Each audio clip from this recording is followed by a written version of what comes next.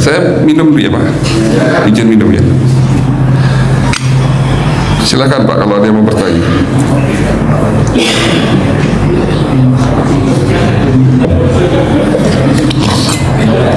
Ya silakan. Assalamualaikum warahmatullahi wabarakatuh. Waalaikumsalam warahmatullahi wabarakatuh.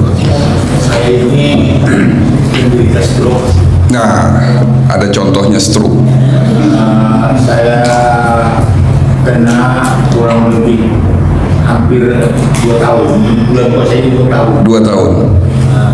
Pertama saya kena seperti yang dokter cerita tadi, tidak ada apa-apa. Tidak ada gejala. Tidak ada gejala. Saya ini sudah berjalan di pasar. Ya. Tahu-tahu dia melemah dia gitu. Melemah, itu saya dibawa ke rumah sakit, jatuhnya ke rumah sakit ibu jam itu juga dibawa ke rumah sakit itu kemudian hari Minggu. Iya. Karena kalau waktu itu tidak ada apa gitu. Jadi sampai di rumah sakit Minggu saya di CT scan, katanya tidak ada yang pecah, cuma penyumbatan. Iya. Ya itu kabar bagus. Kalau hanya sekedar penyumbatan, insya Allah bisa disembuhkan secara total. Tapi kalau sampai pecah pembuluh darah, ya prognosisnya jelek berarti. Penyumbatan katanya, tapi karena saya dokter spesialis hari Minggu itu, jadi saya baru ditangani dokter hari Senin ya. Nah ini kesalahan. Penyakit stroke golden period itu 12 jam. Kalau 12 jam muncul gejala langsung ditangani, insya Allah tidak ada gejala sisa, insya Allah bisa disembuhkan. Inilah yang suka terjadi di rumah sakit. Pasien gawat darurat stroke dibiarkan sampai baru besok ditangani. Masalah BPJS lagi ya Pak. Saya langsung dirawat, saya bilang tidak ditangani karena saya baru ketemu dokter ya setelah hari Senin yang Dari Seninnya, berarti udah lebih dari 24 jam dong.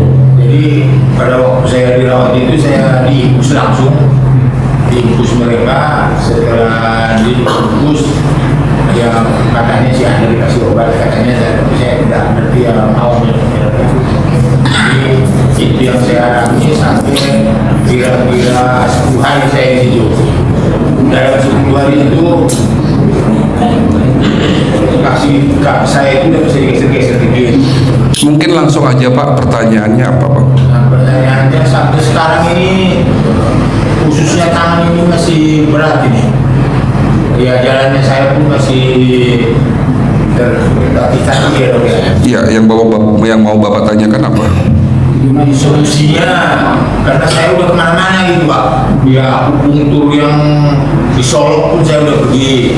Yang sekali cucuk dia ini 54 jarum.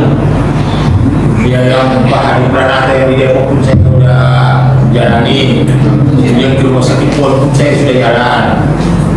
Kalau dokter Eka sama dokter-dokter lain, baru-baru saya kena stroke. Nah saya kan bukan saya sebenarnya tidak ada riwayat mah, tapi rambut saya kena. Iya. Kemudian saya ke dokter Profesor Akbar di Randuhare, dia kasih obat saya, kemudian alhamdulillah sampai sekarang tidak pernah. Iya, mungkin saya jawab ya Pak. Iya. Intinya adalah penyakit stroke adalah penyumbatan di otak yang menyebabkan kerusakan saraf motor.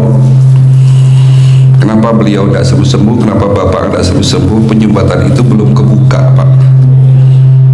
Ya, apa penyebab penyumbatan itu belum kebuka? Inilah saya butuh informasi tambahan. Jadi nanti insya Allah kalau Bapak ada waktu main ke klinik, saya akan lakukan scan ulang apa penyebabnya dan seberapa parah penyumbatan itu.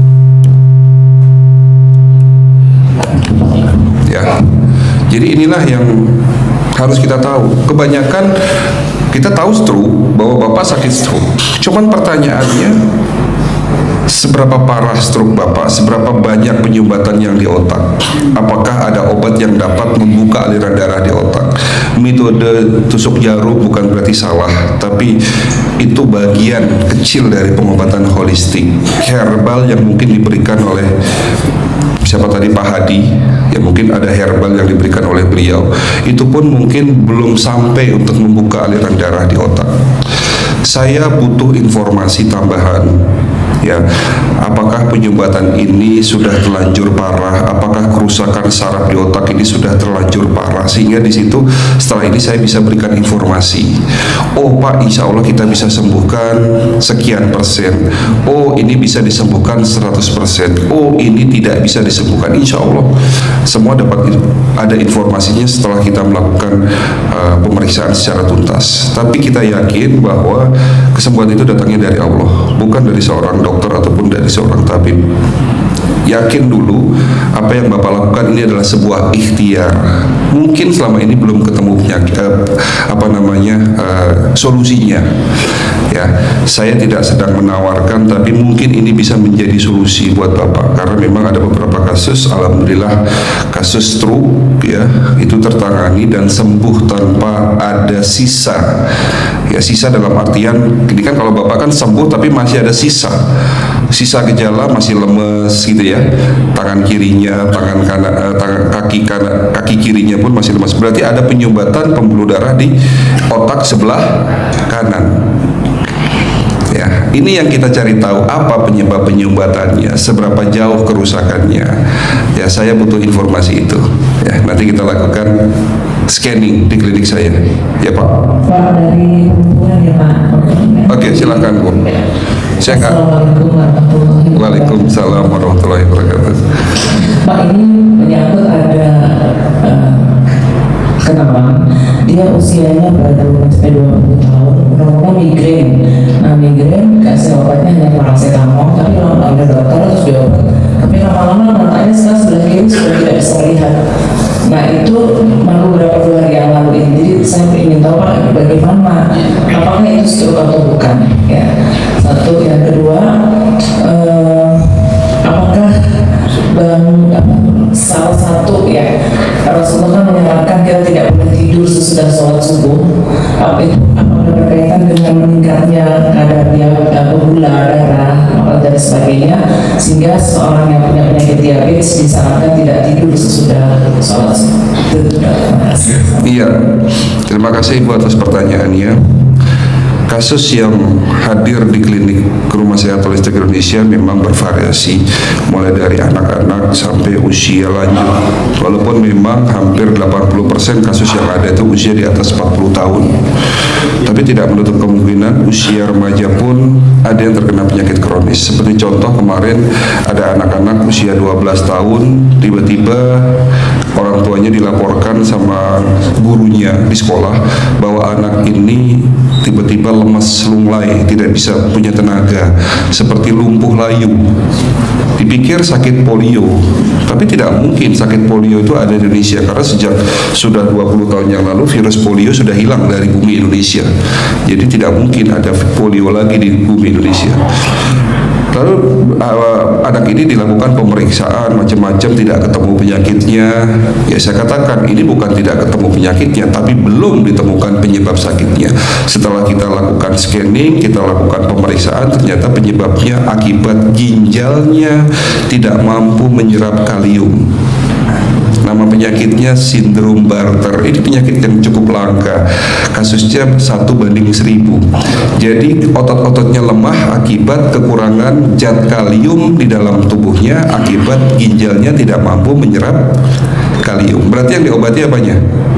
Ginjalnya. Dia lumpuh, tapi bukan lumpuhnya yang saya obati, tapi ginjalnya saya obati. Nah, kembali lagi ke pertanyaan Ibu tadi, ada pasien usia 20 tahun, awalnya migrain, lama-lama buta. Apakah ini stroke? Tentunya kembali lagi untuk memastikan ini penyakitnya stroke atau bukan, saya butuh informasi. Ajak datang ke klinik untuk kita lakukan scanning. Bisa saja itu stroke, bisa saja ada tumor di otak, Bu. Karena biasanya kalau butanya itu salah satu atau dua-duanya, Bu? Salah satu. Biasanya ada tumor di belakang mata yang mengena saraf optikus. Jadi ada saraf namanya saraf optikus yang mensarapi mata, itu ada tumor di situ. Biasanya itu. Tapi kembali lagi untuk memastikan penyakitnya apa, kita harus melakukan pemeriksaan yang tepat. ya. Jadi nanti insya Allah kalau sudah ketemu penyakitnya, insya Allah pun ada solusinya. Walaupun kadang-kadang diagnosisnya itu berat ya, misalnya tumor atau kanker ataupun stroke dan sebagainya. Insya Allah semua ada solusinya.